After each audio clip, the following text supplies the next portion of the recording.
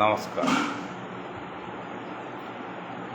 ഞാൻ Moideen Shah, Indian union കോൺഗ്രസിൻ്റെ പ്രസിഡന്റാണ്. ബഹുമാന്യരെ, നിങ്ങൾക്ക് എല്ലാവർക്കും എൻ്റെയും എൻ്റെ പാർട്ടിയുടെയും ഹൃദയം നിറഞ്ഞ ആശംസകളും അനുമോദനവും. ആദ്യമായിട്ട്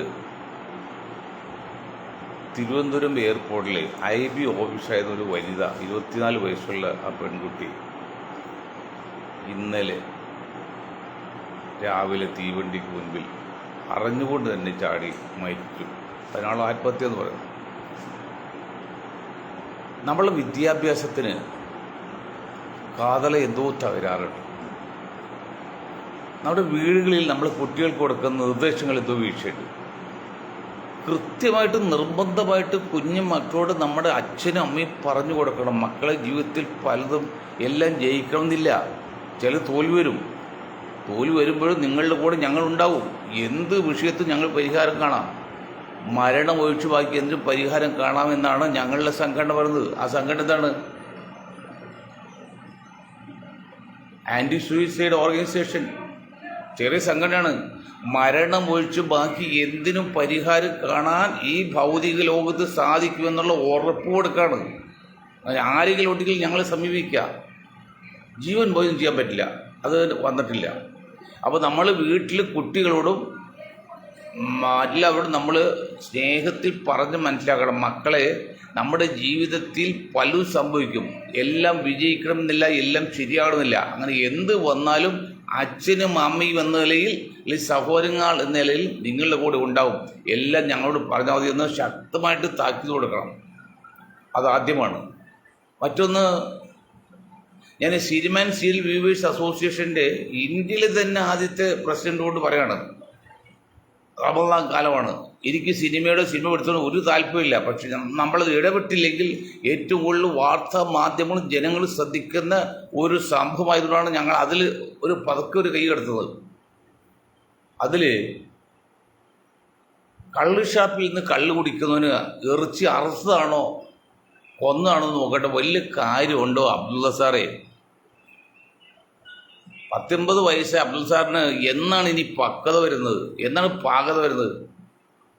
ചില കാര്യങ്ങൾ ചില സ്ഥലത്ത് ശരിയാവില്ല, ചില കാര്യങ്ങൾ ചില സ്ഥലത്ത് അത് തെറ്റാകും. എല്ലാം ശരിയാവില്ല. അപ്പം ഇങ്ങനെയുള്ള കാര്യത്തിൽ അങ്ങ് ഫത്വ ഇനി വ്യാഖ്യാനം കൊടുത്തപ്പോൾ, ഒന്നാമത്തിൽ അതങ്ങേക്ക് വ്യാഖ്യാനം കൊടുക്കാനുള്ള പവറില്ല. അത് വേറെ ആൾക്കാർ ചെയ്യേണ്ടതാണ്. എന്തെങ്കിലും ആത്മാർത്ഥ താല്പര്യം ഉണ്ടായിരുന്നെങ്കിൽ നിങ്ങൾ എന്താ ചെയ്തിട്ട് മമ്മൂട്ടി വിളിച്ചു വേണം. മോനെ നിങ്ങൾക്ക് വിളിക്കുക, അല്ലെങ്കിൽ മമ്മൂട്ടി നിങ്ങൾ അറിഞ്ഞുകൊണ്ടാണെങ്കിൽ അത് അപകടമാണ്, അത് രഹസ്യമായിട്ട് തിരുത്തണം. അറിഞ്ഞുകൊണ്ടായാലും കുഴപ്പമില്ല. അത് ഒറ്റയ്ക്ക് പറയേണ്ട കാര്യമല്ലേ? നിങ്ങൾ ആളാകാൻ വേണ്ടി, അതുകൊണ്ട് KT ജലീൽ പറഞ്ഞ പോലെ നിങ്ങളും സമൂഹത്തിൽ ആളാകാൻ വേണ്ടി റീച്ച് കിട്ടാൻ വേണ്ടിയാണോ ഇങ്ങനെയൊക്കെ പറയുന്നത്, മണ്ടത്തരം പറയുന്നത്? നിങ്ങൾ പറയുന്നവർക്ക് ഞാൻ കുറ്റം പറയുന്നില്ല. മുസ്ലിം സമുദായത്തെ സംബന്ധിച്ച് മറ്റ് മതങ്ങളെ സംബന്ധിച്ച് വളരെ വ്യത്യാസമുണ്ടല്ലോ. അതുകൊണ്ടാണല്ലോ എല്ലാവരും ഇവിടുന്ന് ഇതിനെ എതിർക്കുന്നത്. ഇവിടെ എന്തെങ്കിലും അള്ളാഹുവിനല്ല മറ്റാരും ആരാധിക്കാൻ പാടില്ല. അത് ഒരു കർഷകമാണ്. അതാണ് ഏറ്റവും ബേസിക് ഫിലോസഫി, ബേസിക് ഐഡിയ. അത് നമ്മൾ പറഞ്ഞു കിടക്കണോ? അങ്ങനെ സന്ദർഭം ഉണ്ടായപ്പോൾ എന്താ വേണ്ട, അങ്ങക്ക് ആത്മാർത്ഥ ഉണ്ടായത് നിങ്ങൾ മമ്മൂട്ടി വിളിച്ച് രഹസ്യമായിട്ട് പറയാം, മമ്മൂട്ടി നിങ്ങളിത് അറിഞ്ഞാൽ ചെയ്തെങ്കിൽ അത് അപകടമാണെന്ന് ക്ഷമയോട്ടോ എന്ന് പറയാം. ആരും അറിയോ? ഇത് 10 പേര് അറിയാൻ വേണ്ടി നിങ്ങൾ ചെയ്തു. നിങ്ങളുടെ അത് ചാടി ഇറങ്ങല്ലേ? നിങ്ങൾ പല കാര്യം, നിങ്ങൾ എന്താണ് ജനൻ TV പോയി ചർച്ചയിൽ പങ്കെടുക്കുന്നത്? അവർ നിങ്ങൾ വിളിക്കുന്നിടത്തല്ലെന്ന് നിങ്ങൾ പോകരുത്, ബോയ്ക്കോട്ട് ചെയ്യണം. ഈ പ്രായത്തിൽ മനുഷ്യരോട് പറയിപ്പിക്കാൻ അബ്ദുള്ള സാറേ, ഒന്നുകൂടി ഒതുങ്ങാൻ പാടില്ലേ? നമുക്ക് എന്താണ് തിരിച്ചറിയുന്നത്, വിവേകം തന്നത്? അറിവ് മാത്രമല്ല, നമുക്ക് തിരിച്ചറിവ് കൂടി വേണം. ആ ജലീൽ സാഹിബ് പറ്റില്ല, നിങ്ങൾക്ക് പറ്റില്ലേ? അത് മേലാൽ ആവർത്തിക്കണം. നിങ്ങളുടെ കാര്യങ്ങൾ പരസ്യമായിട്ടല്ല വേണ്ടത്, അത് രഹസ്യമായിട്ട് വേണം. ഞാൻ ഈ KT ജലീലിൻ്റെ കാര്യത്തിൽ 1-2 ഞങ്ങളുടെ വിങ്, റിസർച്ച് വിങ് 1-2 മേഖല സ്റ്റഡി ചെയ്ത് കഴിഞ്ഞ 2-3 ദിവസമായിട്ട്. അതിലൊന്ന് നിങ്ങൾക്കറിയാം, മണ്ണർക്കാട് പാപ്പറ്റ്. ഞാൻ അറിയുന്ന ആൾ കൂടിയാണ്. അദ്ദേഹമാണ് സ്വന്തമായിട്ട് ഇലക്ഷൻ മത്സരിച്ച് 60 ലക്ഷം രൂപ മുടക്കി പ്രചരണം നടത്തിയാണ്. അന്ന് ഞാൻ അദ്ദേഹം നേരിട്ട് ചോദിച്ചു. എൻ്റെ ഓർമ്മ ശരി 84-88 എന്തിനാ ചേട്ടാ ഈ ജയിക്കില്ല എന്ന് ഉറപ്പുള്ളടുത്ത് ഇത്രയും കാശ് കളയുന്നത്? അപ്പോൾ അദ്ദേഹം അതിന് മറുപടി അറിയോ? അദ്ദേഹം അന്ന് എൻ്റെ മോനെന്ന് വിളിച്ചത്, മോനെ എനിക്ക് മത്സരിക്കാൻ ആകെ ചിലവായത് 60 ലക്ഷം രൂപ, എൻ്റെ പേരും പുറത്തായി, ഇല്ലെങ്കിൽ ഞാൻ 1 കോടി രൂപ സംഭാവന കൊടുക്കും രാഷ്ട്രീയ പാർട്ടികൾക്ക്. അപ്പോൾ എനിക്ക് 40 ലക്ഷം രൂപ കയ്യിൽ വന്നോ, പിന്നെ എൻ്റെ പേരും പ്രചരണമായില്ലേ? അതുപോലെ പ്രചരണത്തിൽ ഒരാളുണ്ട്, SP ലൂയിസ്, കളമശ്ശേരിയിൽ. അദ്ദേഹം ഹെലികോപ്റ്ററാണ് നോട്ടീസ് പ്രൊഡക്റ്റ് ചെയ്തത്. 50 വർഷം മുൻപാണത്. ചിന്തിക്കാൻ പറ്റുന്ന കാലത്ത് അദ്ദേഹം ഹെലികോപ്റ്ററാണ് നോട്ടീസ് പ്രൊഡക്റ്റ് ചെയ്ത് 10,000 നോട്ടീസ് വിതരണം ചെയ്തത്. ആ മണർകാട് പാപ്പച്ചൻ്റെ അല്ല, അതുപോലെ സീനിയറായ ഒരു ബാർ ഓണർ ഓഫീസിൽ അല്ലെങ്കിൽ ബാർ പണി ചെയ്താൽ ഇപ്പോൾ തന്നെ 78-80 വയസ്സുള്ള പ്രായമുള്ള റിട്ടയർഡ് 10 വർഷമായി. അദ്ദേഹത്തെ കണ്ട് ചോദിച്ചതിന് KT ജലീൽ പറഞ്ഞുകൊണ്ട് അപ്പോൾ അദ്ദേഹം പറഞ്ഞ മറുപടി, മദ്യം കഴിക്കുന്നവരിൽ 80% ഞങ്ങളുടെ അദ്ദേഹം ഒരു ക്രിസ്ത്യാനി, ഞങ്ങളുടെ ആൾക്കാരാണ്, മറ്റുള്ള കഴിക്കേണ്ട അപൂർവം. അതിൽ മദ്യ വ്യാപാരം ചെയ്തതിൽ 90% ഞങ്ങളുടെ ആൾക്കാർ. അപ്പം ഞാൻ ചോദിച്ചു, മുസ്ലിങ്ങൾ എങ്ങനെയാണ്? എൻ്റെ ഒരു 10,000-3000 മുസ്ലിങ്ങളാണ് കേരളത്തിൽ അറിയപ്പെടുന്ന മദ്യപാന്മാരുള്ള, ബാക്കിയൊന്നും ഇല്ല. അതാണ് മുസ്ലിം സമുദായത്തിൽപ്പെട്ട് ആരെങ്കിലും പിരിവിനായിട്ട് ബാറി സാധനം പോകില്ല, പോയതിന് 10 പൈസ കൊടുക്കില്ല. അവർ പറയുമോ, നിങ്ങൾ കൂടി ഞങ്ങൾക്ക് ഒരു ഉപയോഗമില്ല, നിങ്ങൾ ആരും കുടിക്കാൻ പറ്റുന്നില്ല, കുടിക്കാൻ പറ്റുന്ന മറ്റാൾക്കാരാണ് എന്ന് പറഞ്ഞ് കൊടുക്കുന്നത്. അപ്പോൾ KT ജലീൽ പറഞ്ഞത് ശരിയാണോ ജലീലേ? നിങ്ങളിതൊക്കെ പറയുമ്പോൾ മനോരമയുടെ റിപ്പോർട്ട് മാത്രം ഉദ്ധരിച്ചുകൊണ്ട് പറയരുത്. മനോരമ റിപ്പോർട്ട് നിങ്ങൾ ശ്രദ്ധിച്ചോ, കുഴപ്പമില്ല. മനോരമ ഞാൻ കുറ്റം പറഞ്ഞില്ല, അതൊക്കെ അറിയപ്പെടുന്ന പത്രമാണ്. തെറ്റുകളും കുറ്റം ആർക്കില്ലാത്തത്, അതൊന്നും സാരമില്ല. അപ്പോൾ നിങ്ങൾ ശ്രദ്ധിക്കട്ടില്ലേ, ഇത് നിങ്ങളുടെ കേസ് നടന്നുകൊണ്ടിരിക്കുകയാണ്. അതേ സ്ഥാനത്ത് 3000 മുസ്ലിങ്ങളാണ് ഏതാണ്ട് മദ്യപന്മാരായിട്ട് ബാറിൽ ഉള്ളത് അവർ അന്ന് പറഞ്ഞു എത്ര ശരിയില്ല. ഏതായാലും ഒരു കാര്യം പറയാം, മറ്റേതൊരു സമുദായത്തെക്കാൾ കൂടുതൽ മദ്യപന്മാർ കുറവുള്ള സമുദായം ഈ മുസ്ലിങ്ങൾ തന്നെയാണ്. മറ്റൊന്ന്, മദ്യ വ്യാപാരത്തിലും ആരും തന്നെ മുസ്ലിങ്ങൾ പരസ്യമായിട്ട് ഒരു പേരുള്ള ബാറൊന്നും നടത്തുന്നില്ല. പിന്നെ ചില നോമിയുടെ പേരിൽ ചിലപ്പോൾ ചെയ്യണമെന്ന് എനിക്കറിയില്ല, അതും കണക്കാക്കാൻ പറ്റില്ല. അതൊന്നും ശ്രദ്ധിക്കണം. മറ്റൊന്ന്, ഒരു കിണറ്റിൽ തള്ള വീട്, ഇപ്പോൾ കിണറിനെങ്കിൽ വട്ടം വയ്ക്കുന്ന പന്തി എന്താ പറയുന്നത്, ഒരു തുലാം പോലെ വയ്ക്കും. അത് ഒരു കൈ പിടുത്തം കിട്ടി അമ്മയ്ക്ക്. മകൻ രക്ഷപ്പെടുത്താൻ വന്നപ്പോഴും ആ കൈ കൂടി പോയി കിണറ്റിൽ മുഴുവനായിട്ട് വീണ്. അതുപോലെ ഈ കാസ ക്രിസ്ത്യൻ സമുദായത്തെ നന്നാക്കാൻ നോക്കി പറ്റിയ അപകടം എന്നറിയോ? നിങ്ങൾ ശ്രദ്ധിച്ച് കേൾക്കണം, ഇതൊരു മനഃശാസ്ത്ര കൂട്ടായ്മയാണ്. CP ജോണിൻ്റെ പോലെ എൻ്റെ നേതാവാണ്, എൻ്റെ ഒരു വളരെ സുഹൃത്താണ്, നേതാവ് കൂടിയാണ്. സാമാന്യം തെറ്റില്ലാത്തൊരു രാഷ്ട്രീയക്കാരാണ്. മറ്റുള്ള രാഷ്ട്രീയക്കാർക്കുള്ള പോലെ ഒരു തെറ്റും ഇല്ലാത്തൊരാളാണ് CP ജോൺ. സാമാന്യം വിവരമുണ്ട്, ബോധമുണ്ട്. ആ CP ജോണിന് പോലും ഒരു തെറ്റിദ്ധാരണ വന്നുണ്ട്. തെറ്റിദ്ധാരണ കുറ്റം പറയാൻ പറ്റില്ല അദ്ദേഹത്തെ. കാരണം അദ്ദേഹം സാധാരണ ചോദിച്ചുകൊണ്ടിരുന്നത് മുസ്ലിം മേഖലയിലുള്ള സീറ്റാണ്. അതിനുവേണ്ടി ലീഗിനെ കാണുകയും തങ്ങളെ കാണുകയൊക്കെ ചെയ്തിട്ടുണ്ട്. ഇന്നിപ്പോൾ അദ്ദേഹം മാറ്റിയിട്ട് അദ്ദേഹം മുസ്ലിങ്ങൾ ഇല്ലാത്ത തിരുവനന്തപുരത്താണ് സീറ്റ് വഹിക്കുന്നത്. എന്താ സംഭവം? ഈ കാസിയും അതിൻ്റെ കൂടെ സഭയും, കാസ മാത്രമാണ് മനസ്സിലാക്കായിരുന്നു. ഇത് കാസയ്ക്ക് ഒപ്പത്തുള്ളി സഭയിലും നല്ലൊരു വിഭാഗം മുസ്ലിം വിരോധം കുത്തിപ്പൊക്കി നിൽക്കുകയാണ്. അപ്പോൾ മുസ്ലിങ്ങൾ വോട്ട് ചെയ്യുമെന്ന് സംശയം ആ ഘട്ടത്തിലെത്തി. ഇവിടെ ക്രിസ്ത്യാനികളും മുസ്ലിങ്ങളും വളരെ അടുത്ത് പെരുമാറിയിരുന്ന ഒരു കാരണവശാലും പരസ്പരം എതിർക്കാത്ത, പ്രത്യേകിച്ച് പരസ്യമായിട്ട് എതിർക്കാത്ത ഒരു വിഭാഗങ്ങളായിരുന്നു രണ്ടുപേരും. ബ്രിട്ടീഷുകാർ സമയകാലത്ത് തൃശ്ശൂരിൽ ഒരു പറ്റം ക്രിസ്ത്യൻ സമുദായം മലബാർ കലാപത്തിന് അല്ലെങ്കിൽ അതിന് ഒറ്റുകൊടുത്തിട്ടുണ്ട്.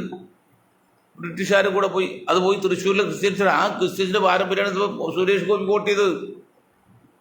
അത് ഇന്ന് ഒരു അക്ഷരം പറഞ്ഞല്ലോ. ബ്രിട്ടീഷുകാർ പോകില്ല എന്ന് ചോദിച്ചാൽ ബ്രിട്ടീഷുകാർ കൂടെ നിന്നവരാണ് ഞങ്ങളുടെ ആൾക്കാർ അച്ഛൻ പറഞ്ഞ് പരസ്യമായിട്ട് ചാനൽ കാണാൻ ആൾക്ക്. ഞാൻ ആവശ്യം എടുക്കുന്നില്ല, എൻ്റെ വിഷയം ഇതാണ്. അപ്പോൾ CP ജോണിന് പോലും മുസ്ലിം സമുദായത്തോട് സംശയം തോന്നിയെങ്കിൽ ആ കാസയുടെ പ്രവർത്തനമാണ്, ക്രിസംഗിയുടെ പ്രവർത്തനമാണ്, ചില സഭയുടെ ഇടപെടലാണ്.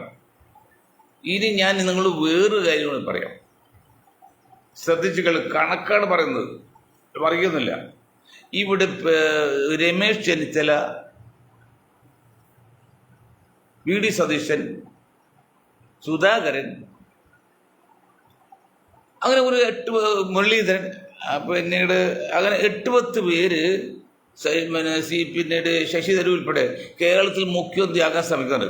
ഈ 8 പേരും അയോഗ്യതയുള്ളവരൊന്നല്ല, യോഗ്യതയുള്ളവർ തന്നെയാണ്. പക്ഷെ ഒരാൾക്കല്ലാകാൻ പറ്റുള്ളൂ. ഇവരാരാകുന്നതും ഞങ്ങളെ സംബന്ധിച്ച് ഇന്ത്യൻ യൂണിയൻ കോൺഗ്രസ് ഒരു തടസ്സം ഇഷ്ടക്കുറവില്ല.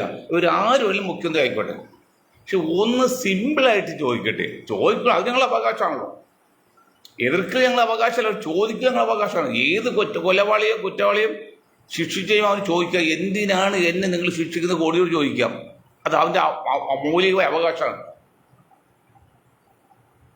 ഇത് ഞങ്ങൾ ഇതിൻ്റെ കൂടുതൽ വേറൊരു സർവേ കൂടി നടത്തി. ഇത് വെറുതെ നല്ല കണക്കെടുത്തുകൊണ്ടാണ്. കഴിഞ്ഞ പ്രാവശ്യം BJPക്ക് ഏറ്റവും അവസരമായി കിട്ടിയത് 19% വോട്ടാണ്. മനസ്സിലാകണം. ഈ 19% വോട്ട് എങ്ങനെയാണ് കിട്ടുക? മുസ്ലിങ്ങളുടെ വോട്ടല്ല, ക്രിസ്ത്യാനിയുടെ വോട്ടും കാര്യമായിട്ട് അന്നൊന്നും വന്നിട്ടില്ല. ഈ തൃശ്ശൂർ കുറേ പോയതല്ലാതെ.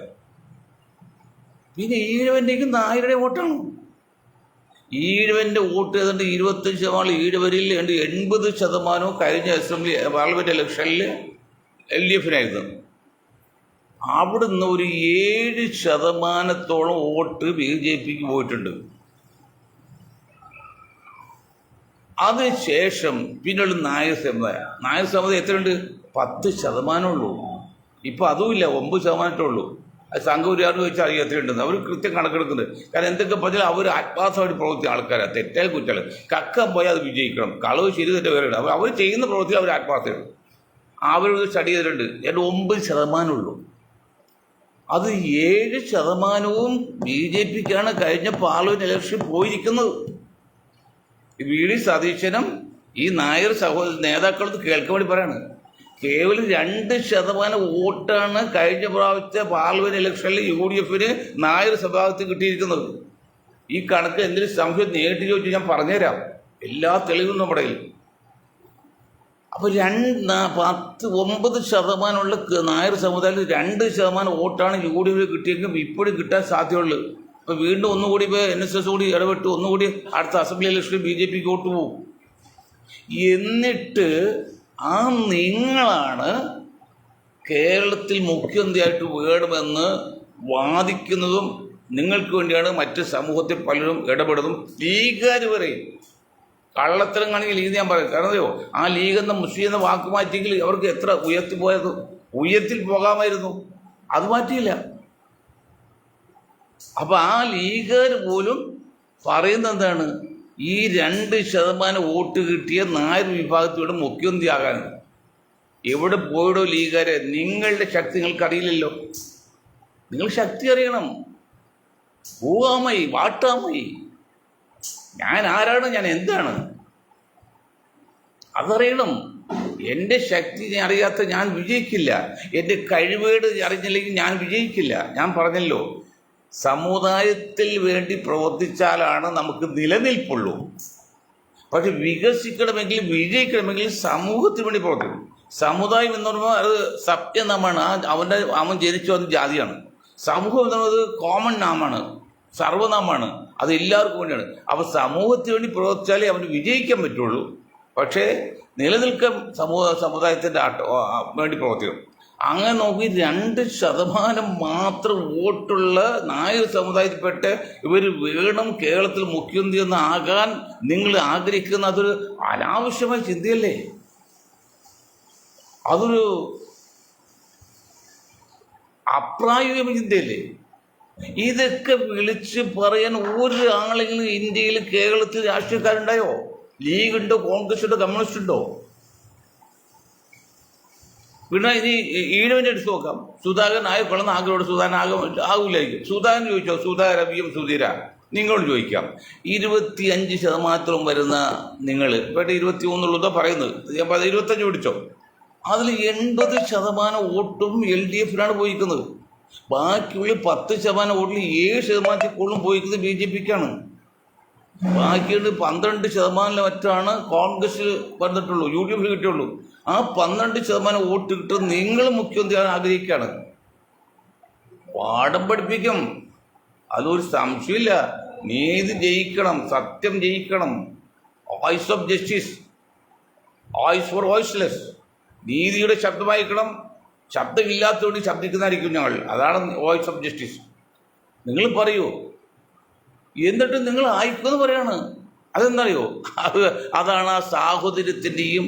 പിന്നെ 40% വരുന്ന മുസ്ലിം സമുദായം കേരളത്തിൽ, അവർ 2% പോലും വോട്ട് കിട്ടാതെ മുഖ്യമന്ത്രിയാകാൻ വേണ്ടി വാദിക്കുകയാണ്. ആയിക്കൊന്നല്ല, വാദിക്കാൻ വേണ്ടി, ലീഗ് വാദിക്കുകയാണല്ലോ. അപ്പോൾ ആ സമുദായം വർഗീയമാണല്ലോ. ഞാൻ മാത്യു സാമുവൽ ചോദിക്കുകയാണ്. മാത്യു സാമുവൽ ഇന്നൊരു പ്രസ്താവന കൊടുത്ത് ചന്ദ്രശേഖരന്, തികച്ചും നിങ്ങൾ എത്രയോ വർഗീയമാണ് സംഭവം അറിയോ? അന്തസ്സുള്ള പോലീസാണെങ്കിൽ, ഭരണകക്ഷി ആത്മാർത്ഥമുള്ളവനും സത്യസന്ധനും നീതിമാനും ആണെങ്കിൽ അവനെയൊക്കെ അകത്തിടും. എന്താ പറയുക, നിങ്ങളിനി മുസ്ലിങ്ങളോട് യാതൊരു കനവും കാണിക്കണ്ട. ലീഗ് ഉൾപ്പെടെ എല്ലാവരും എതിർത്തോളും. എങ്കിലും നിങ്ങൾക്ക് ഇത് രക്ഷയുള്ളൂ. അല്ലാതെ പിന്നെ ഇനി മതേതരത്വം പറഞ്ഞിട്ട് അതിനൊരു കാര്യമില്ല. കേരളത്തിൽ BJP മതേതരത്വം, വടക്കേന്ത്യയിൽ മതേതരത്വമല്ല, കേരളത്തിൽ മതേതരത്വത്തെക്കുറിച്ച് മിണ്ടരുതാണ്. ആ മഹാൻ വേറൊരു കാര്യം പറഞ്ഞു. ഇതൊക്കെ ഞങ്ങളിപ്പോഴേക്ക് മനസ്സിലാക്കി തന്നത് ഞങ്ങളുടെ ഞങ്ങളുടെ ഗ്രൂപ്പിലുള്ള അമുസ്ലിം സഹോദരങ്ങളാണ്, ബുദ്ധിജീവികളാണ്. അല്ല, മൊയ്തീൻ ഷാക്ക് ബുദ്ധിയില്ല. ഞങ്ങളുടെ ഗ്രൂപ്പിൽ അമുസ്ലിം സഹോദരങ്ങളാണ് ഇതെല്ലാം തിരിച്ചു തരുന്നത്. അത് വേറൊരു കാര്യം പറഞ്ഞു. മുസ്ലിം സ്ത്രീകള് അവർക്ക് സ്വതന്ത്രമായി നടക്കാൻ പറ്റാത്തതുകൊണ്ട് അവർ വിങ്ങിപ്പൂട്ടിയിരിക്കുകയാണ്. അതുകൊണ്ട് അവർക്ക് ഉന്നതിയിലേക്ക് പോകാൻ ആഗ്രഹമുണ്ട്. അവർ പുറത്ത് വരുമ്പോൾ അവർക്ക് വേണ്ടി സപ്പോർട്ട് ചെയ്യണമെന്നും കൂടി ഈ മാത്യു സാമുവൽ എന്ന ക്രിസംഗിയല്ല, ക്രിസംഗി പറഞ്ഞു പരസ്യമായിട്ട്. അവൾ ബാങ്ക് അക്കൗണ്ട് തുടങ്ങി പണം ഇടാൻ പറഞ്ഞിട്ട്. ഞാൻ ഒന്ന് ചോദിക്കട്ടെ, ഞാൻ പേരെടുത്തിട്ട് അയാൾക്ക് പബ്ലിസിറ്റി കിട്ടിക്കോട്ടെ. അതിനുവേണ്ടി ആളെന്താ ചെയ്തത്? മാത്യു സാമുവല് കലൂർ AJ ഹാളിൽ IAS വേണ്ടി കോച്ചിങ് സംസാരിച്ച ഒരു സെമിനാർ ഉദ്ഘാടനം ചെയ്യുന്ന ഒരു IG ഓഫീസർ, അദ്ദേഹത്തിൻ്റെ ഒരു കൂട്ടുകാരനായ സംഘപരിവാർ, അവർ രണ്ടുപേരും ഉച്ചയ്ക്ക് അത് കഴിഞ്ഞ് ഊണ് കഴിച്ചപ്പോഴേ നിങ്ങളുടെ ചാനൽ ABC ചാനൽ വന്നാലേ പറഞ്ഞതല്ല, ഞാൻ പറഞ്ഞതല്ല. വന്നപ്പോൾ ഈ കൂട്ടുകാരുടെ ഈ പോലീസുകാരും ചോദിച്ചു. പോലീസുകാർ ക്രിസ്ത്യാനിയാണ്, മറ്റേ ഹിന്ദുവാണ്. നിങ്ങൾക്ക് വല്ലതും മനസ്സിലായി അവിടെ ഇരിക്കുന്നത്? ഇല്ല. സ്ത്രീകൾ നിങ്ങൾ ശ്രദ്ധിച്ചോ? ആ സ്ത്രീകളാണ് കൂടുതലും വന്നത്. അതിൽ തട്ടുകൊണ്ട് സ്ത്രീകൾ ശ്രദ്ധിച്ചോ? ഭൂരിപക്ഷം അവരല്ലായിരുന്നോ? അതെ. അപ്പോൾ നിങ്ങൾ ചെയ്യണം SNDPയിൽ NSSലും പറയണം, ഇതുപോലെ മുസ്ലിം സ്ത്രീകൾ വരുന്ന പോലെ നിങ്ങളും നിങ്ങളുടെ സ്ത്രീകളെയും നിങ്ങളുടെ ആൾക്കാരെ IAS കോച്ചിങ് തയ്യാറാക്കി വിടണം എന്ന് ക്ലാസ് എടുക്കാൻ ഒരു ഉപദേശം കൊടുത്തു. മാത്യു സാമുവലെ, നിങ്ങൾ എല്ലാവരും മണ്ടയിൽ കിടക്കാക്കരുത്. അയാൾ പുറത്തിറങ്ങാൻ ആവശ്യമില്ല, പഠിക്കാൻ താല്പര്യമില്ലെങ്കിൽ ഈ സമുദായത്തിൽ മുസ്ലിം പെൺകുട്ടികൾ പറഞ്ഞിട്ടുണ്ട്. പദവിന് തല മറിച്ച് ഇട്ടുകൊണ്ട് രംഗത്തൊന്ന് പഠിച്ച് ഇത്രയും ഉന്നതിയിലെത്തിയെങ്കിൽ തല മറിച്ച് ആടോടോ പണ്ടത്തരം. പർദ്ദ എന്ന വസ്ത്രം ലോകം അംഗീകരിച്ചാണ്. നിങ്ങൾ കന്യാസിയുടെ വസ്ത്രം എന്തോ? മാത്യു സാമുവലോട് ഉൾപ്പെടെയുള്ള ക്രിസ്ത്യൻകളോടും കാസോടും പറയാണ്, നിങ്ങളുടെ കന്യാസികളുടെ ഡ്രസ് കോഡ് എന്താണ്? നല്ല സുന്ദരമായ ഡ്രസ് കോഡാണ്. അവൾ വളരെ ഒതുങ്ങിയ വസ്ത്രം ഇട്ട് ഒതുങ്ങിയ രീതി നടത്തുന്നു. ഒരു അപശബ്ദം ഉണ്ടാക്കാതെ റോഡിൽ നടന്നു പോകലും ആരും ശ്രദ്ധിക്കാതെ അവരുടെ കാര്യം മാത്രം നോക്കി പോകുന്ന ഒരു മാതൃക യുവതികളാണ് കന്യാസിമാർ. അവരുടെ ഡ്രസ്സ് എന്താ കുഴപ്പം? അതിൻ്റെ രൂപയിലോ പർദ്ദ. സംശയമുണ്ടോ? ഞാൻ പറയാൻ കാരണം, കോട്ടയത്ത് നിന്ന് എന്നെ വിളിച്ചു അവിടെ ഒരു മുസ്ലിം പെൺകുട്ടിയുടെ വാപ്പ. പക്ഷേ സാർ ഇങ്ങനെ സംഗതി, എന്താ സംഗതി?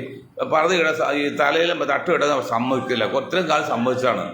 അപ്പം ഞാൻ ചോദിച്ചു, ഒറ്റ ചോദ്യം ചോദിച്ചുള്ളൂ, അവിടെ നിങ്ങൾ ക്ലാസ് എടുക്കാൻ വരുന്ന കന്യാസ്ത്രീകൾ ആരും വരുന്നോ? ഉണ്ട്, 6-8 കന്യാസ്ത്രീയുണ്ട്. അവർ ഡ്രസ്സ് എന്താണെന്ന് ചോദിക്കും.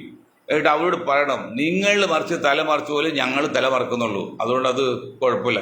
ഒറ്റ വാക്കോട്ടോട് ഇരുന്ന് പോയി. അപ്പോൾ തല മറക്കുന്നതുകൊണ്ടല്ല കുഴപ്പം, മനസ്സിലായോ? അപ്പോൾ അദ്ദേഹം ലഹളക്ക് ഉണ്ടാക്കാൻ പ്ലാൻ ചെയ്യാണ്. അപ്പോൾ അതിൻ്റെ അർത്ഥം ഇന്ത്യ ഇന്നല്ലെങ്കിൽ നാളെ സംഭവിക്കാൻ പോകുന്നത് ആദ്യമായിട്ടൊന്ന് പറയാം. ഞങ്ങൾ കുറച്ച് പ്രവചിക്കുന്ന ആൾക്കാരാണല്ലോ. മറ്റു ലെബനോണാകാൻ പോകണം. ലെബനോൺ 2 ഗ്രൂപ്പാണ്, ക്രിസ്ത്യൻ ഗ്രൂപ്പ്, മുസ്ലിം ഗ്രൂപ്പ്. രണ്ടും എന്നും പരസ്പരം കൊലയിട്ട്. ഇപ്പം നിങ്ങൾ ലെബനനെ കുറിച്ച് കേൾക്കുന്നുണ്ടോ? അങ്ങനെ ഒരു സംസ്ഥാന രാജ്യം ലോകത്തുണ്ടോ എന്നും അറിയുന്നില്ല. അത്ര കണ്ട് പരസ്പരം കൊന്നും കൊടുത്തും നശിപ്പിച്ചു കളഞ്ഞു. അതേ അവസ്ഥയിലേക്ക് വരുത്താനാണ് ഇവിടെ സംഘപരിവാർ ശ്രമിക്കുന്നത്, ഇപ്പം കാസ ശ്രമിക്കുന്നത്, ക്രിസംഗി ശ്രമിക്കുന്നത്. അത് നിന്ന് കൊടുക്കാൻ ഈ അബ്ദുള്ള പോലെയുള്ള എല്ലാ മണ്ട മുസ്ലിങ്ങളും, ഞാൻ മണ്ടെന്ന് പറയുള്ളത്. കാരണം ആ ഒരു വിഷയം ഇപ്പം പരസ്യമായിട്ട് കാര്യം എന്ത്? ഞാൻ പറഞ്ഞു ഉദ്ദേശമല്ലോ, കള്ള് ഷാപ്പ് ചെയ്ത് കള്ള് കുടിക്കുന്നതിന് അവിടുത്തെ ഇറച്ചി അറുത്താണോ കൊന്നാണോ നോക്കേണ്ട കാര്യമുണ്ടോ? അല്ല, സിനിമയ്ക്ക് വേണ്ടി പ്രവർത്തിക്കുന്ന ആളെ കുറിച്ച് നമ്മൾ അവോയ്ഡ് ചെയ്യണ്ട, ആയിരുന്നോട്ടെ അതുകൾ. പക്ഷെ നമ്മൾ ആധികാരികൾ അറിയാൻ വേണ്ട.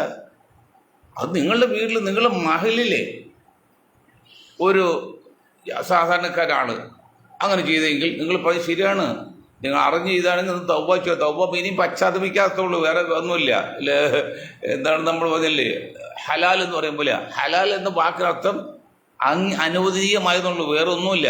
അതുപോലെയാണ് ഈ തൗബ എന്ന് പശ്ചാത്തപിക്കുന്നത്. അല്ല, അറിയാതെ ചെയ്താണെങ്കിൽ ഒരു മതേതര രാജ്യമായി ഇന്ത്യയിൽ എത്ര പേർക്ക് വേണ്ടി പ്രാർത്ഥിക്കുന്നുണ്ട് പലരും. അത് അവർ നടത്തിക്കോട്ടെ, നമ്മളത് എതിർക്കേണ്ട. അതും വളരെ രഹസ്യമായിട്ടാണ്. ഇത് മമ്മൂട്ടി പോലെ ആളെ കുറിച്ച് നിങ്ങൾ പറയുമ്പോൾ ഇത്ര പരസ്യമാക്കാൻ പറ്റുമോ? അപ്പോൾ നിങ്ങൾ ചീപ്പ് പോപ്പുലാരിറ്റിക്ക് വേണ്ടിയാണെന്ന് ആരും സംശയം കുറ്റം ഉണ്ടാക്കുന്നതൊക്കെയാ. നിങ്ങൾ കുറച്ച് പുരോഗതി ചിന്താഗതിയൊക്കെ ഉണ്ടെന്നാണ് ഞങ്ങൾ വിചാരിക്കുന്നത്. കാരണം ജമാഅത്ത് ഇസ്ലാമി ആണെങ്കിലും ചില കാര്യങ്ങൾ എന്താ ചില കാര്യം ഒരു മണ്ടത്തിന് പറയും. ഇതുപോലെ കാര്യത്തിൽ നിങ്ങൾ മണ്ടത്തെ കാണിച്ച് സമൂഹത്തെ കൊച്ചാക്കാണ്. വിഷയം നമ്മുടെ ഇതാണ്. അപ്പോൾ ഈ രീതിയിൽ നിൽക്കുമ്പോൾ എന്താണ് ഇന്ത്യയിൽ ഈ നടക്കാൻ പോകുന്നത്? മറ്റു ലെബനനാകാനാണ് പോകുന്നത്. നാശത്തെ പക്കത്താണ് ഇപ്പം തന്നെ ഇന്ത്യ മഹാരാജ്യം എന്ന് പറഞ്ഞാൽ പല കാര്യത്തിലും ഏറ്റവും അവസാനത്തിൻ്റെ അറ്റം വരെ എത്തി.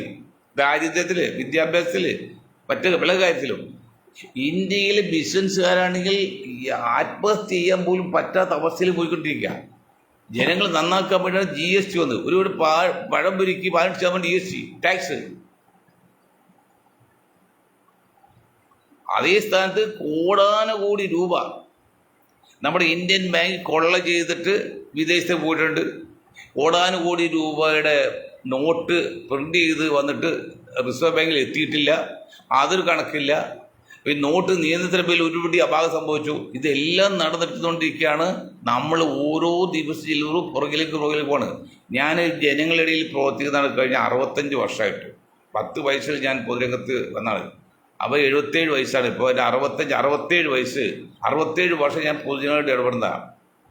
അവരെല്ലാം മാൻഡേറ്റ് അപ്പം നമ്മൾ അറിഞ്ഞുകൊണ്ടിരിക്കുകയാണ്. ഞാൻ ചോദിക്കും, ഇത് സംശയം അപ്പം ഞാൻ ചോദിക്കും. സംശയം പറ്റും, ഞാൻ കിടന്നുറങ്ങില്ല. ഒരു സംശയം തോന്നിയാൽ അത് പൂർണ്ണമായിട്ട് ഞാൻ രാത്രി ഉറങ്ങെടുക്കുള്ളൂ. അറിയാവുന്ന എവിടെ വിളിച്ചെങ്കിലും അറിയാവുന്ന ചോദിച്ചു മനസ്സിലാക്കുള്ളൂ. അത് സംശയം പറ്റി കിടന്നുറങ്ങില്ല. അങ്ങനെ ഇപ്പോൾ ജനങ്ങൾ പറയുന്നത് ഞങ്ങൾ അത്ര കണ്ട് ബുദ്ധിമുട്ടിലാണ്. ആത്മഹത്യയാൽ പ്രശ്നം തീർന്നേനെ, അത് ചെയ്യാൻ പറ്റുന്ന അവസ്ഥയാണ്. അതിന് ഈ ഗവൺമെൻറ്, ഈ സംസ്ഥാന ഗവൺമെൻറ്, കേന്ദ്ര ഗവൺമെൻറ് എന്ത് ചെയ്യുന്നുണ്ട്? എന്താ ചെയ്യുന്നത്?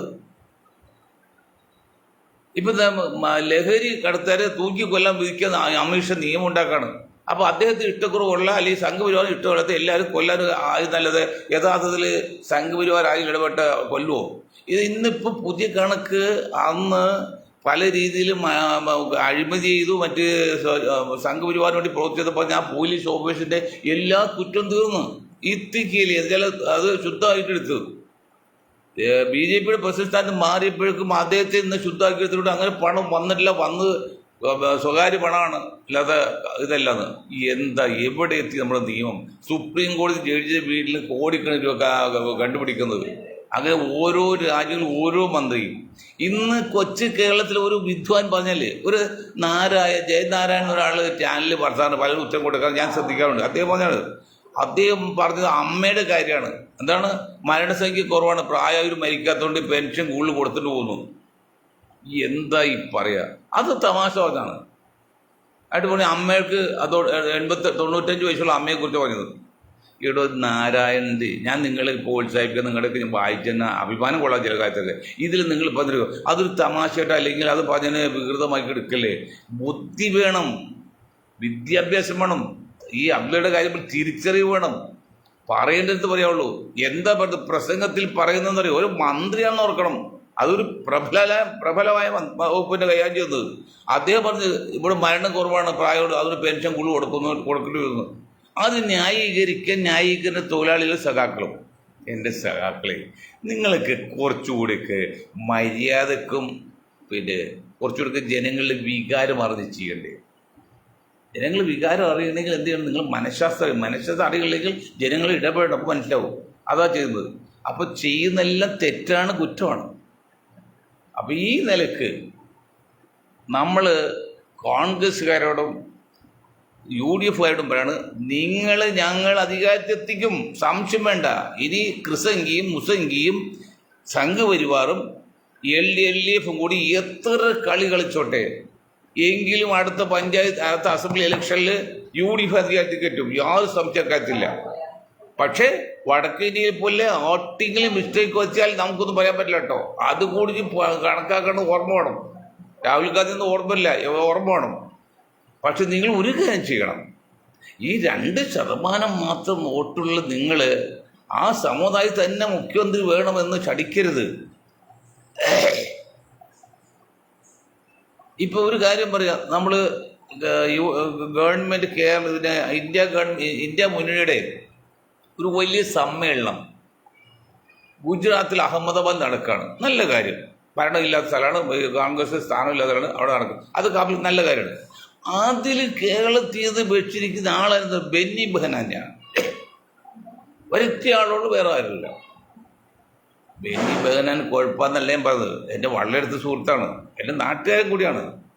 തോമസ് സാറിൻ്റെ മകനാണ്. തോമസ് സാറ് ബംഗാളി സ്കൂളിലെ അറിയപ്പെടുന്ന അധ്യാപകനാണ്, ഹെഡ് മാസ്റ്ററാണ്, നല്ല മനുഷ്യൻ. അതുപോലെ ബെന്നി ബെഹനാൻ ഒരു കുഴപ്പമില്ല, ജാടിയോ അല്ലെങ്കിൽ വലിയ അഴിമതി ചെയ്യുന്ന ആളൊന്നുമില്ല, അതൊന്നും ഒരു കുഴപ്പമില്ല. പക്ഷെ നമ്മൾ വോട്ട് ജനാധിപത്യ രാജ്യമാണ്. ജനാധിപത്യ രാജ്യത്ത് ഒരാൾക്ക് ഒരു വോട്ടുള്ളൂ, അത് മനസ്സിലാക്കണം. അങ്ങനെ വെച്ച് നോക്കുമ്പോൾ ജനസംഖ്യയിൽ കേവലം 2% താഴെയുള്ള ഒരു വിഭാഗമാണ് ബെന്നി ബെഹനാൻ. ആ ബെഹനാനെ കൊണ്ട് നിങ്ങൾ അവിടെ കൊണ്ട് അഹമ്മദാബാദ് യോഗത്തിൽ പ്രധാനപ്പെട്ട സ്ഥാനം കൊടുത്തു. അലങ്കാരമായിട്ട് പറഞ്ഞത്. അതെങ്ങനെ ശരിയാകുന്നത്? 0.003 103% ദേശീയ ലെവലിൽ നായർ സമുദായം ഉള്ളത്. അതിൽപ്പെട്ട വേഴ്സി വേണമെങ്കിൽ നിങ്ങൾ കൊണ്ടുപോയി സോണിയാ കേന്ദ്ര മടിയിൽ അല്ലെങ്കിൽ തലക്കെടുത്ത് രാഹുലിൻ്റെ അടുത്ത്, ഇപ്പം ബെന്നി ബെഹനെടുത്ത് ഇപ്പോഴും ഒരു 20% വർഗമില്ലടോ ഇന്ത്യയിൽ. അതിൻ്റെ പേര് മുസ്ലിം എന്നാണ്. കേരളത്തിൽ 40% അതിൻ്റെ പേര് മുസ്ലിം എന്നാണ്. അവർക്കെല്ലാം നിങ്ങൾ എവിടെ എന്താ കൊള്ളിക്കുന്നത്? അവർക്ക് മാന്യമായ ഒരു അംഗീകാരം കൊടുക്കാതെ, കാരണം തുല്യ നീതിക്ക് വേണ്ടി പറഞ്ഞത്, നീതി ലഭിക്കാൻ വേണ്ടിയാണ്, അല്ലാതെ മുസ്ലിങ്ങൾ നന്നാക്കാൻ വേണ്ടിയില്ല. തുല്യ നീതി വേണം. അങ്ങനെ നിങ്ങൾ ചെയ്യുന്നുണ്ടോ? ഇപ്പൊ ഗുരുവായൂർ സീറ്റ് പുള്ളിക്ക് കൊടുക്കാൻ പോകുന്നു പറഞ്ഞു. അങ്ങനെ കിട്ടുന്ന വീണ്ടും പറയാം, എന്നോട് ഈ ആൾക്കാർ ഇങ്ങനെ ചോദിക്കുകയാണ്, ഷാ നിങ്ങൾ പറയുന്നത് ഞങ്ങൾ ആദ്യം നിങ്ങൾക്ക് തമാശ എടുത്ത് ഒരു പൊട്ടനായിട്ട് എടുത്തെങ്കിലും നിങ്ങൾ പറയുന്നത് വലിയ ഗൗരവമുള്ള കാര്യം, വളരെ യുക്തിപൂർവമാണല്ലോ എന്ന് പറയുമ്പോൾ എനിക്ക് പ്രോത്സാഹനം കൂടാണ്. എൻ്റെ ധാരണ എൻ്റെ ഈ ശബ്ദം കേൾക്കുന്നത് കുറേ ബുദ്ധിജീവികൾ മാത്രമുള്ളതാണ്. ഇപ്പോഴും മനസ്സിലാകുന്ന ബുദ്ധിജീവികളെക്കാൾ വളരെ കൂടുതൽ സാധാരണക്കാർ കേൾക്കുന്നുണ്ട്. അവരാണ് ചോദിക്കുന്നത്. അപ്പോൾ എന്ത് കൊടുക്കുന്നുണ്ട്, എന്ത് ചെയ്യുന്നുണ്ട്? അവരെ നിങ്ങൾ തൃപ്തിപ്പെടുത്താതെ, അവർക്ക് മാന്യം അംഗീകാരം കൊടുക്കാതെ നിങ്ങൾ കളിച്ചാൽ അറബിക് സർവകലാശാലയ്ക്ക്, ഞാൻ പല പ്രാവശ്യം പറഞ്ഞു, അറബിക് സർവകലാശാലയ്ക്ക് വേണ്ടി ശ്രമിച്ചപ്പോഴും വടക്കേ ഇന്ത്യയിൽ നിന്ന് ആയിരക്കണക്കിന് മുസ്ലിങ്ങൾ വന്ന് തിരുവനന്തപുരത്ത് സെക്രട്ടറി മുമ്പിൽ 4 പ്രാവശ്യം സമരം ചെയ്തു. അവിടെ രമേശ് ചെന്നിത്തല അവിടെ ഇല്ലേ? നിങ്ങൾ മുഖ്യമന്ത്രി ആഗ്രഹിക്കുന്ന ആളല്ലേ? നിങ്ങൾ അവർക്ക് എന്ത് ഉത്തരം കൊടുത്തു? അന്ന് കുഞ്ഞുഞ്ഞും കുഞ്ഞുമാണിയും കുഞ്ഞാക്കായും ഈ രമേശ് പറഞ്ഞത് എന്താ, ചെറുകൂടാന്ന് പറയും. ബഹുഗുണയുണ്ട്, കോൺഗ്രസ് വലിയ നേതാവ്, UP മുഖ്യമന്ത്രിക്ക് ആളാണ്, മരിച്ചുപോയി. അദ്ദേഹം മകനായിട്ട് ഇരിക്കുന്ന ചെറിയ പരിചയമുണ്ട്, അച്ഛനായിട്ട് എനിക്ക് വലിയ പരിചയമൊന്നുമില്ല. ആ ബഹുഗുണ പരിചയം ഇല്ലെന്ന് പറയാൻ പറ്റില്ല. ഇന്നലെ കോൺഗ്രസ് രൂപീകരിച്ചപ്പോൾ അർജുൻ സിംഗും ബഹുൻ സിംഗുമാണ് കൊച്ചിയിൽ, അന്ന് കൊച്ചി എയർപോർട്ടിലാണ്, ഐലൻഡിലാണ് എയർപോർട്ട്, അവിടെ ഞങ്ങൾ സ്വീകരിക്കുമ്പോൾ ഞാൻ യോഗത്തിൽ പങ്കെടുത്തത്. അന്ന് ഞാൻ ആ പാർട്ടിയുടെ സംസ്ഥാന വൈസ് പ്രസിഡന്റൊക്കെ ആയിരുന്നു. ഇന്ത്യ കോൺഗ്രസ് നമ്മുടെ അദ്ദേഹത്തിൻ്റെ ഗംഗാധരൻ്റെ കാലത്ത്. എങ്കിലും പറയാണ്. അപ്പോൾ അദ്ദേഹത്തിൻ്റെ മകനും എൻ്റെ വളരെ സുഹൃത്തുള്ള എറണാകുളത്തുള്ളൊരു മുസ്ലിം ഉണ്ട്, അതിൻ്റെ മകളെ കല്യാണം കഴിക്കുന്ന അദ്ദേഹത്തിൻ്റെ മകനാണ്. അപ്പം അങ്ങനെ വലിയൊരു കൂടി ഡൽഹിയായിട്ട് കൊണ്ടിരിക്കുക. അത് ഞാൻ പറയുന്നില്ല. അപ്പം ഞങ്ങൾ എന്താ പറയുക ചെറുകൂടാന്ന് പറയും. ഇതിൽ വലിയ പൊക്കം കുറഞ്ഞ ആള് രമേഷ് ജി, അത് കുറ്റമൊന്നുമല്ല, പൊക്കം കുറവ് മാത്രമേ ഉള്ളൂ. അപ്പം ചെറുകുടയും കുഞ്ഞുഞ്ഞും കുഞ്ഞാക്കായും കുഞ്ഞുമാണിയും കൂടി ഇത്ര ലക്ഷക്കണക്കിന് ആൾക്കാർ എറണാകുളത്ത് ട്രിവാൻഡ്രത്ത് വന്ന് സെക്രട്ടറി സമരം ചെയ്തിട്ട് ഒരക്ഷരം ഉത്തരം കൊടുത്തതിൽ മാത്രമല്ല ഞങ്ങൾക്ക് ബൈബിൾ കോളേജിന് കൂടി അനുവദിച്ചാൽ ഫണ്ട് അനുവദിക്കൊള്ളുന്ന മാണി പറയുകയും ചെയ്തു. അതിനുശേഷം ചെറുകൂട സാറേ, നിങ്ങൾ ഭരണത്തിൽ വന്നിട്ടില്ല. നിയമത്തിൽ നിങ്ങൾ കോടികൾ വാങ്ങിച്ച് രാജാവിൽ ജയിപ്പിച്ച ശേഷം നിങ്ങൾ വന്നിട്ടില്ല. അതെല്ലാം തെറ്റിതിരുത്തി മുസ്ലിങ്ങൾ 100% നിങ്ങൾക്ക് വേണ്ടി വാദിക്കുകയാണ്. നമ്മൾ ഉറങ്ങുമ്പോൾ നമ്മുടെ ശരീരം നമുക്ക് വേണ്ടി വാദിക്കുന്ന പോലെ, നാം ഉറങ്ങുമ്പോഴും വാടക എടുത്ത വീടിൻ്റെ വാടക കൂടുന്ന പോലെ, നാം ഉറങ്ങുമ്പോഴും ബാങ്കിൽ നിന്ന് ലോൺ എടുത്ത് പലിശ കൂടുന്ന പോലെ നിങ്ങൾക്ക് വേണ്ടി വാദിക്കുകയാണ് ഈ സമുദായം. എന്തിന്? എങ്കിലും ഈ സംഘപരിവാറിൻ്റെ ആ ബുദ്ധിമുട്ടിൽ നിന്ന് മാറ്റം വരുമെന്ന് പ്രതീക്ഷയുണ്ട്. എന്നിട്ട് പോലും 20% വോട്ടുള്ള ഇന്ത്യൻ മുസ്ലിങ്ങൾ 99.9% വോട്ടും ഇനി രാഹുൽ ഗാന്ധി പാർട്ടി കൊടുത്തിട്ട് ഈ രാഹുൽ ഗാന്ധി എവിടെ മൈൻഡ് ചെയ്യുന്നു? ഞാൻ പറഞ്ഞില്ല, അയോധ്യയിൽ നിന്ന് ജയിച്ച SP ആള് ദളിതാണ്. അയാൾ 4ാമത്തെ റോയിലായിരിക്കുന്ന ഇവിടെ നമ്മുടെ പാർലമെന്റിൽ. ഇത് വലിച്ചു കൊണ്ടുവന്ന് മടിയിലിരുത്തി രാഹുൽ ഗാന്ധി. ഇന്ന് നിങ്ങൾ ആത്മാർത്ഥമായിട്ട് ഒരു മുസ്ലിമാൻ്റെ കൈ ക്ഷയിക്കാൻ കൊടുക്കുന്നുണ്ടോ? ഈ ഒരു മുസ്ലിം സമുദായത്തിൽ നിങ്ങൾ സംസാരിക്കാറുണ്ടോ? അവരെന്തെങ്കിലും കാര്യം നടത്തോ? നിങ്ങൾ ജാഥ അയച്ചില്ലേ? എന്നാൽ ട്രിവാൻഡ്രത്തൊരു ഹോസ്പിറ്റൽ ഉണ്ടായിരുന്നു മുസ്ലിം മാനേജ്മെൻറ്റ്. നിങ്ങൾ വരാമെന്ന് പറഞ്ഞ അവസരം നിങ്ങൾ വരുത്താതെ കൊണ്ടുപോയില്ലേ? നിങ്ങൾ വന്നുമില്ല. അത് നിങ്ങൾ താമസിച്ചോടെയാണ് അച്ഛൻ്റെ ക്വാർട്ടേഴ്സിലില്ലേ, ബംഗ്ലാവിലില്ലേ, കന്യാകുമാരിയില്ലേ? ഇതൊക്കെ ജനങ്ങൾ കണ്ടുകൊണ്ടിരിക്കുകയാണ്. ഇതൊക്കെ ഞാൻ ഉത്തരം പറയുന്നത് പറയേണ്ടി വരുന്നു. അത് ചെയ്തോ? അത് നിങ്ങൾ എവിടെ ചെയ്യും? വയനാട്ടിൽ വരുമ്പോൾ കുഞ്ഞാക്കാട് ഭാര്യയായിട്ടൊക്കെ പ്രിയങ്ക ഗാന്ധി കെട്ടിപ്പിടിക്കുകയും ചെയ്യും. അത് നിങ്ങൾക്ക് വോട്ട് കിട്ടാൻ വേണ്ടി. അതാണ് നിങ്ങൾ കളഞ്ഞത്. അപ്പം അതുപോലെ കേരളത്തിലും നിങ്ങൾ ഈ 40% മുസ്ലിം സമുദായത്തെ തൃപ്തിപ്പെടുത്താതെ നിങ്ങൾ പോയാൽ നിങ്ങൾ അപകടമാണ്. അവർക്ക് ഞാൻ 50 സീറ്റുകൾ മാറ്റി വെച്ചാൽ ഇനി എത്ര കൂടുതൽ മുസ്ലിം ലീഗിൽ കിട്ടിയാലും മുസ്ലിം സമുദായത്തിൽ കിട്ടിയാലും നിങ്ങൾ നായരെന്നതിൽ നിങ്ങൾക്ക് മുഖ്യമന്ത്രിയാക്കാം, സംശയം വേണ്ട. ഞങ്ങൾ ഇതുപോലെ കുറച്ച് ബുദ്ധിമുട്ടുന്നുള്ളൂ, ഞങ്ങൾ ബോധവൽക്കരണം നടത്തി നിങ്ങളാക്കി തരാം, അത് പേടിക്കണ്ട. നിങ്ങൾ സമുദായത്തെ പരിഗണിക്കണം. അങ്ങനെ ചെയ്ത് മുന്നോട്ട് പോകണമെന്ന് പറഞ്ഞുകൊണ്ടും ഞാൻ എൻ്റെ വാക്കുകൾ നിർത്താൻ നിങ്ങൾക്ക് ഒരായി നന്ദി ചെയ്യുന്നു.